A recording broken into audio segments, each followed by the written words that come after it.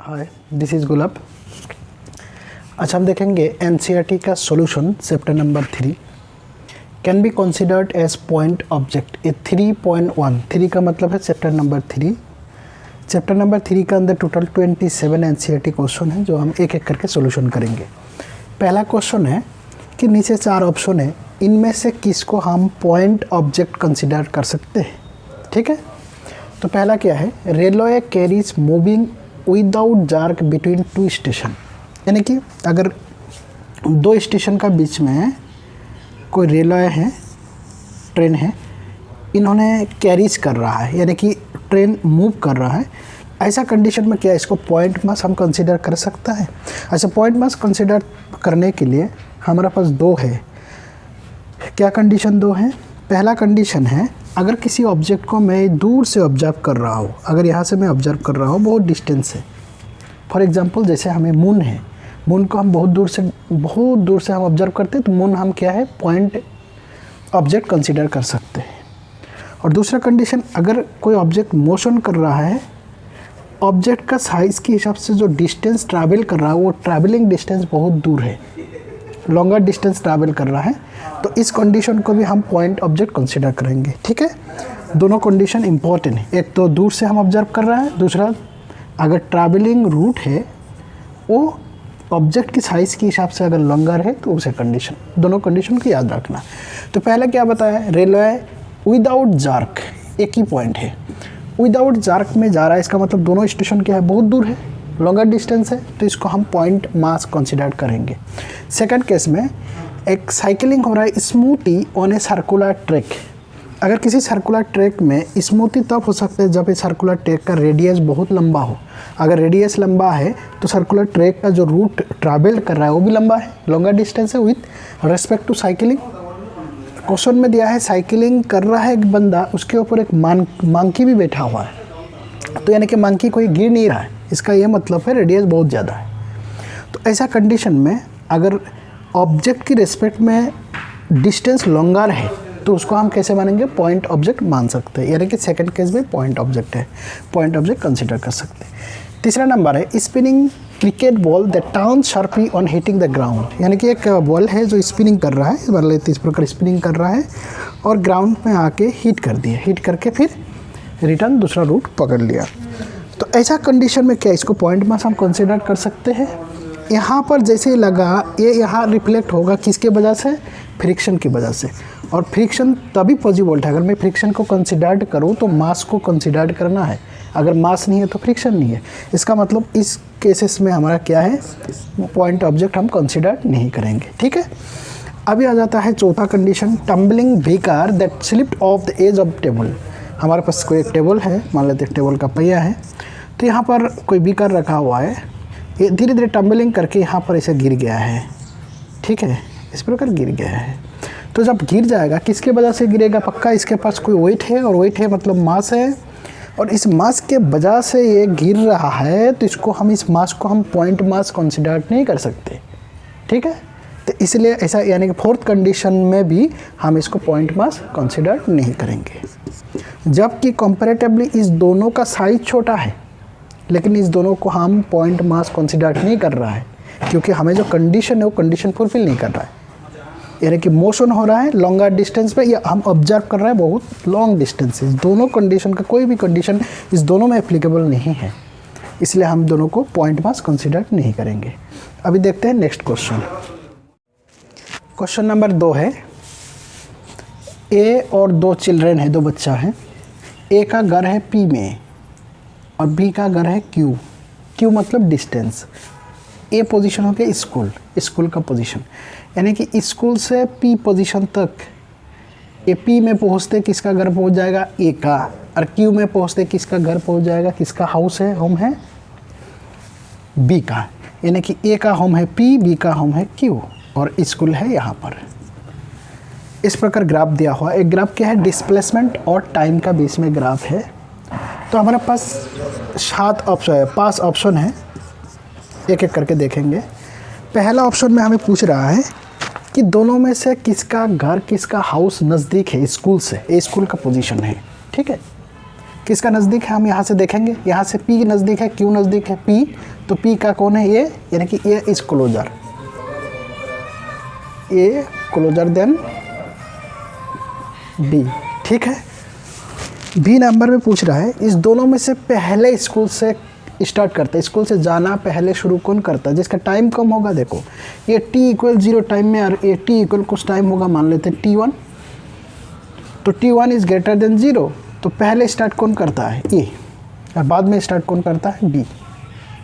तो कौन स्टार्ट पहले करते हैं A स्टार्ट फर्स्ट, कहाँ से, स्कूल से घर के लिए। ठीक है, तीसरा नंबर है कौन ज़्यादा स्पीड में भागता है, यानी कि किसका वेलोसिटी ज़्यादा है। हमने already xt time graph study किया है लेक्चर नंबर 6 या 7 में, जिन्होंने देखा नहीं वो जाके देख सकते हैं। तो उसमें हमने xt टाइम में देखा जिसका स्लोप ज़्यादा उसका वेलोसिटी ज़्यादा है, जिसका वेलोसिटी ज़्यादा वो ज़्यादा स्पीड में भागेंगे। तो यहाँ पर स्लोप A का ज़्यादा B का स्लोप मतलब एंगल बिटवीन टाइम एक्सिस के साथ जो एंगल है, तो वो एंगल B का ज़्यादा है, तो B फास्ट, यानी कि B इज़ फास्टर। तो slope of B is greater than slope of A, तो कौन फास्टर है, B फास्टर है, स्पीड भागता है, B का वेलोसिटी ज़्यादा है। अभी D नंबर पूछ रहा है दोनों सेम टाइम में घर पहुंचेंगे या अलग अलग टाइम में। हम देखेंगे इसका P और Q दोनों का जो टाइम जब देख रहे हैं तो दोनों टाइम सेम है, ये मान लेते हैं T टाइम में। तो T टाइम में ये भी घर पहुंच रहा है, B भी घर पहुंच रहा है। कारण क्या है, B बाद में स्टार्ट हुआ लेकिन स्पीड ज़्यादा है, तो जब तक ये घर पहुंच जाता है ये B भी अपना हाउस में पहुंच जाता है, यानी कि दोनों का जो पहुंचने का टाइम वो सेम है, यानी कि सेम टाइम, स्कूल से घर तक दोनों सेम टाइम में पहुंचता है। अच्छा, इस दोनों में से कौन किसको ओवरटेक करता है। ओवरटेक कैसे पता लगता है, अगर दो ग्राफ जहाँ इंटरसेक्ट करते हो वहाँ ओवरटेक, और ओवरटेक कौन करेगा, जिसकी स्पीड ज़्यादा है। तो यहाँ पर B का स्पीड ज़्यादा है, B किसको ओवरटेक कर रहा है, ये पे, कहाँ पर, इस जगह पर, इस लोकेशन में। यहाँ कुछ टाइम होगा, मान लेते टी डैश, इस टी डैश टाइम में B A को ओवरटेक करता है, ओवरटेक करके जाके तभी जाके दोनों सेम टाइम में अपना हाउस पहुँचता है। ठीक है, तो कौन ओवरटेक करता है, B, किसको, A को। ठीक, तो यानी कि ये क्वेश्चन जनरली इसलिए दिया था कि हमने ग्राफ को एनालिसिस करना आना चाहिए। किस किस के बीच में ग्राफ है, डिस्प्लेसमेंट और टाइम के बीच में ग्राफ है, और वो ग्राफ इस प्रकार है और दोनों स्ट्रेट लाइन है। ठीक है, यहाँ तक क्लियर हो गया।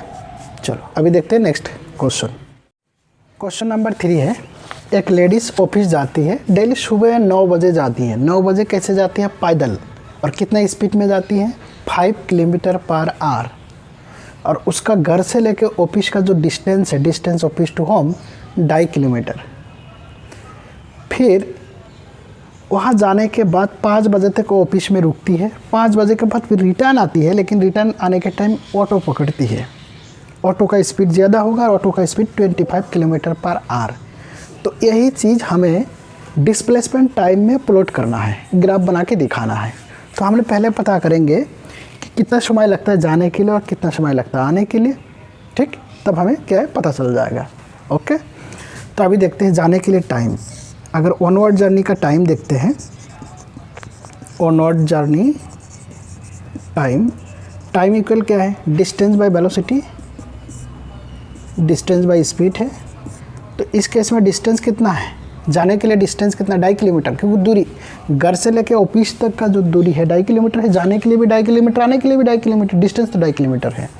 तो डिस्टेंस हो गया 2.5 किलोमीटर और स्पीड 5 किलोमीटर पर आवर। अगर इसका हम करेंगे तो ये कितना होगा, 5 यहाँ अगर मैं 10 दे दूँगा तो आउट हो जाएगा, 5 हो जाएंगे, यानी कि हाफ आवर्स, आधा घंटा। आधा घंटा का मतलब होता है 30 मिनट। यानी कि अगर ये 9 बजे स्टार्ट करती है अपना घर से जाना, तो कितना बजे पहुंचेगी ऑफिस में, 9:30 में। तो ऑफिस पहुंचने का टाइम हो जाएगा 9:30।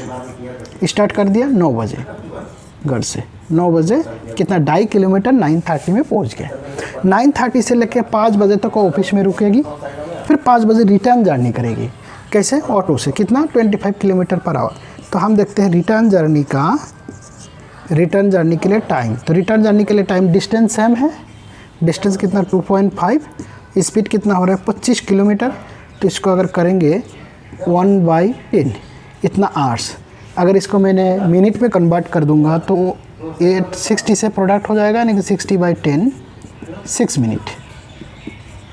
इसका मतलब 5 बजे से ऑफिस से आएगी तो घर कब पहुंचेगी 5:06 पर, यानी कि ये जब रिटर्न में अपना घर में पहुंचेगी तो उस टाइम हो जाएगा 5:06। तो हमें जो डिस्प्लेसमेंट कहाँ तक होगा 2.5 किलोमीटर तक, और टाइम कहाँ से लेके 9 से लेके 5.06 तक, ये हमें ग्राफ बनाना है। तो यहाँ अगर मैंने दे दिया 900 आवर्स 9 बजे, तो ये मान लेते, इसको मान लेते हम थोड़ा सा डिस्टेंस बना के देते हैं, यहाँ ये 10, ये मान लेते 11 12 1 2 3 4, ये 5 बज के यहाँ पर मान लेते 6 मिनट, ठीक है 5:06। ये ग्राफ के स्केलिंग नहीं है, जस्ट फॉर समझने के लिए है, ठीक है। तो हमने मैक्सिमम डिस्टेंस कहाँ तक है 2.5 किलोमीटर, तो यहाँ पर हम मान लेते हैं 2.5 किलोमीटर है, 2.5 किलोमीटर है, ठीक। तो ये हो जाएगा 9, ये 10, इसका आधा हो जाएगा 9:30, तो 9:30 में कहाँ पहुँचेगी यहाँ पर, तो घर से स्टार्ट होकर यहाँ तक पहुँच जाएगी, कितना बजे 9:30, फिर 9:30 से लेके 5 बजे तक यहाँ तक क्या है अपना घर में रुकेगी, फिर यहाँ से रिटर्न ऑटो से अपना क्या बोल ऑफिस में रुकेगी यहाँ तक, यहाँ से लेके यहाँ तक ये वाला जो टाइम है कितना टाइम है 6 मिनट, इस 6 मिनट में ऑफिस से लेके कहाँ अपना घर पहुँच जाएगी। ये हो गया प्लॉटिंग, यानी कि इस ग्राफ से हम देख सकते हैं कि 9 बजे कहाँ पर है घर में, 9:30 पे कहाँ पर है, ये 30 मिनट लगा ऑफिस में 9:30 से लेकर कब तक है 5 बजे तक, फिर 5 बजे से लेकर 5:06 पर ये क्या कर रहा है मूव कर रही है, कैसे ऑटो से, कितना स्पीड 25 किलोमीटर पर आवर, और 5:06 पे ये रिटर्न होम है, यानी कि उसका डिस्प्लेसमेंट 0 है। यहाँ से लेकर अगर यहाँ तक देखता हूँ तो यहाँ पर भी घर में रुकी हुई थी, यहाँ पर भी घर में रुकी हुई थी, ठीक है। और इतना टाइम कहाँ पर ऑफिस टाइम है, ये हो गया ऑफिस टाइम, क्लियर हो गया। तो ये भी एक एनालिसिस है डिस्प्लेसमेंट टाइम ग्राफ का। मैंने जहाँ ग्राफ का वीडियो वहाँ पर बढ़िया से बताया हुआ हो कि डिस्प्लेसमेंट टाइम ग्राफ कैसे है, कैसे बनाया जाता है, वो पूरा ग्राफ वाला वीडियो उसमें मिलेगा, ठीक है। तो यहाँ तक क्लियर हो गया। अभी देखते हैं नेक्स्ट क्वेश्चन। क्वेश्चन नंबर 4 है। क्वेश्चन नंबर 4 को हमें ध्यान से एनालिसिस करना है, ठीक है। पहले क्वेश्चन को समझ लेते हैं, विजुलाइज कर लेते हैं। एक ड्रंकन है, ड्रंकन का मतलब जो लिकर पीता है, यानी कि उसको ज़्यादा होश नहीं रहता है, उसको ड्रंकन बोला जाता है, ठीक है। एक ड्रंकन, उसमें ऐसा रोड है, यहाँ से लेके 13 मीटर दूरी पे गड्ढा है। तो इन्होंने इस प्रकार जा रहा है, पहले 5 स्टेप जाता है और एक स्टेप का जो दूरी है वो 1 मीटर है, और 1 मीटर को जाने के लिए 1 सेकेंड टाइम लगता है। तो इस प्रकार जा रहा है कि पहले 5 स्टेप फॉरवर्ड जाता है, फिर 3 स्टेप यहाँ आ जाता है रिवर्स में, यानी कि 5 स्टेप फॉरवर्ड 3 स्टेप रिवर्स, फिर यहाँ से 5 स्टेप फॉरवर्ड, फिर 3 स्टेप रिवर्स, फिर यहाँ से 5 स्टेप फॉरवर्ड, फिर 3 स्टेप रिवर्स, इस प्रकार जाता है। ऐसे चलते चलते एक टाइम ऐसा होगा कि गड्ढा में आके गिर जाएगा। तो हमें क्वेश्चन में पूछा गया वो टाइम कौन सा है। डिस्टेंस तो हमको पता लगेगा कितना 13 मीटर, डिस्टेंस या डिस्प्लेसमेंट कितना 13 मीटर, लेकिन टाइम अलग लगेगा। अगर लगातार चलता तो 13 मीटर में 30 सेकंड लगता है, लेकिन इन्होंने 5 मीटर जाता है, फिर 3 मीटर वापिस आके मतलब 2 में रुकता है। तो इसका मतलब 5 सेकंड प्लस और 3 सेकंड 8 सेकंड लगता है। तो उसका डिस्प्लेसमेंट कितना होता है 2, तो 16 सेकंड में डिस्प्लेसमेंट कितना होगा 4। इस प्रकार कर करके कब आके गड्ढे में गिरेंगे। और ये डिस्प्लेसमेंट और टाइम का बीच में एक ग्राफ भी प्लॉट करना है, ठीक है। हम पहले देखते हैं कि टाइम के साथ साथ डिस्प्लेसमेंट क्या होगा। जब टाइम 0, डिस्प्लेसमेंट कितना है 0, यानी कि इनिशियल से स्टार्ट किया। जब टाइम इक्वल 5 क्यों ले लिया, क्योंकि ये जो मैंने सिंबल दिया है फॉरवर्ड है और बाकी रिवर्स है। तो जब टाइम 5 है तो 5 सेकंड में इन्होंने फॉरवर्ड में कितना गया 5 मीटर है, लेकिन अगला और 3 सेकंड में वापिस आ रहा है 1 सेकंड 2 सेकंड 3, तो उस टाइम डिस्प्लेसमेंट कितना होगा 2, लेकिन टाइम तो बढ़ते जा रहा है। टाइम कितना हो गया 3 कदम और लिया रिवर्स ले लिया लेकिन टाइम तो बढ़ेगा, तो 5 + 3 कितना हो गया 8, यानी कि 8 सेकेंड में डिस्प्लेसमेंट कितना हुआ 2। ठीक है, फिर यहाँ से 5 स्टेप फॉरवर्ड लेगा 1 2 3 4 5, यानी कि डिस्प्लेसमेंट कितना होगा 7, और टाइम 5 स्टेप मतलब 5 सेकेंड, तो 8 + 5 इक्वल हो गया 13। ठीक है, फिर वहाँ से रिवर्स आएंगे, यानी कि 7 से फिर रिवर्स कितना 1 2 3 यहाँ पर आ जाएगा, तो डिस्प्लेसमेंट हमें मिलेगा 4, और टाइम और कितना ऐड हो गया 3 सेकेंड मोर, तो 13 + 3 इक्वल कितना हो गया 16। फिर यहाँ से फिर फॉरवर्ड जाएगा, यानी कि 4 से फिर फॉरवर्ड 5 फॉरवर्ड जाएंगे तो कहाँ तक पहुँचेगा 1 2 3 4 5 9 में पहुँच जाएंगे, तो यानी कि हमारा डिस्प्लेसमेंट होगा 9, और टाइम 5 सेकेंड और ले लिए 21। ठीक है, फिर वहाँ से 3 स्टेप वापस आएगा 1 2 3, यानी कि कहाँ तक पहुँचा 6, तो हमारा डिस्प्लेसमेंट होगा 6, लेकिन 3 स्टेप यहाँ ऐड होगा 3 सेकेंड, टाइम हमेशा बढ़ते रहेगा, यह डिस्प्लेसमेंट कम हो रहा है, डिस्प्लेसमेंट क्या है कम हो रहा है, लेकिन टाइम हमारा इंक्रीज होते रहेंगे। ठीक है, अभी यहाँ से फिर फॉरवर्ड जाएगा 6 से लेके फॉरवर्ड जाएगा 5 1 2 3 4 5, यानी कि कहाँ तक पहुँचेंगे 11 तक, तो यहाँ आ जाएगा 11, तो यहाँ पर हमारा 5 सेकेंड और ऐड हो जाएगा 29। यहाँ से फिर 3 स्टेप रिवर्स, तो 11 से 3 स्टेप रिवर्स 1 2 3 8 पे पहुँचेगा, और हमारा 3 सेकेंड ऐड हो जाएंगे, तो यानी कि 32 सेकेंड। ठीक है, अभी यहाँ पर फिर फॉरवर्ड जाएंगे, यानी कि अभी कौन सा पोजीशन में यहाँ पर कितना फॉरवर्ड जाएगा 5 1 2 3 4 5, जैसे यहाँ पर फॉरवर्ड हो गया तो यहाँ पर क्या है गड्ढा में ये गिर जाएगा। ठीक है, तो यहाँ से रिवर्स नहीं आ पाएगा, यानी कि फाइनल डेस्टिनेशन, तो फाइनल डेस्टिनेशन मेरा कहाँ तक पहुँच गया 13, और यहाँ के लिए कितना टाइम कितना स्टेप हुआ 5 स्टेप मतलब 5 सेकेंड है, तो इसके साथ अगर 5 ऐड कर देंगे कितना हो जाएगा 37 सेकेंड। ये हमारा क्या बना टाइम के साथ साथ डिस्प्लेसमेंट, और इसी का जो कोऑर्डिनेट बनेगा यही कोऑर्डिनेट हमारा क्या है ग्राफ है। तो अभी देखते हैं ग्राफ प्लॉट करके, ये हमारा ग्राफ है, ये हमारा कौन सा एक्सिस है टाइम एक्सिस मान लेते हैं, ये डिस्प्लेसमेंट है। डिस्प्लेसमेंट में मैक्सिमम कितना होगा 13 होगा, क्योंकि टोटल 13 है, डिस्प्लेसमेंट में 30 से ज़्यादा नहीं, तो हम इस एक्सिस में मैक्सिमम कितना ले लेंगे 13, और टाइम एक्सिस में मैक्सिमम कितना टाइम है 37, तो कोई भी हम 37 ले लेते हैं। ठीक है, तो इसको इक्वल डिवाइडेशन हम कर सकते हैं, नहीं तो थोड़ा सा अंदाज़ा लगा के भी हम कर सकते हैं, क्योंकि टाइम में हमारा कौन सा इस्तेमाल हो रहा है 0 5 8 13 16 21 24 29 32 और 37। ठीक है, अगर इक्वल डिवाइड भी कर लेंगे तो वो भी हो जाएगा। इक्वल डिवाइड करके देखते हैं 37 को, तो बहुत लंबा हो जाएगा। 0 हो गया, यानी कि 0 का हमारा काम आ जाएगा, 5 का काम आ जाएगा, हमने मान लेते इसको 5 है। उसके बाद टाइम कौन सा 8 टाइम थोड़ा नज़दीक डाल देते हैं 8, फिर आ जाएगा कितना 13 थोड़ा सा बड़ा कर देते हैं, यहाँ 13 का टाइम हमारा काम आ जाएगा। फिर आ गया 16, ये हो जाएगा हमारा 16, फिर आ जाएगा 21 इसको हम मान लेते हैं, 24 थोड़ा सा नज़दीक 24, फिर आ गया 29 थोड़ा दूर में मानते हैं, फिर 32 क्या है 32, फिर आ जाएगा 37, यानी कि फाइनल यहाँ पर 37 आ गया। ठीक है, इतना हो गया टाइम का। मैं इस वैल्यू को क्यों ले लिया, क्योंकि इसी वैल्यू का हमारा डिस्प्लेसमेंट है। तो जब यहाँ मान लेते हैं हमें इस 13 को मैं डिवाइड कर देता हूँ, ये 1 2 3 4 5 6 7 8 9 10, और ऊपर की तरफ उठ जाएगा 11 12 13, 1 2 3 4 5 6 7 8 9 10 11 12 13, यहाँ पर आ जाएगा 13, एक ले लिए। ठीक है, ये 1 2 3 4 5 6 7 8 9 10 11 12 13।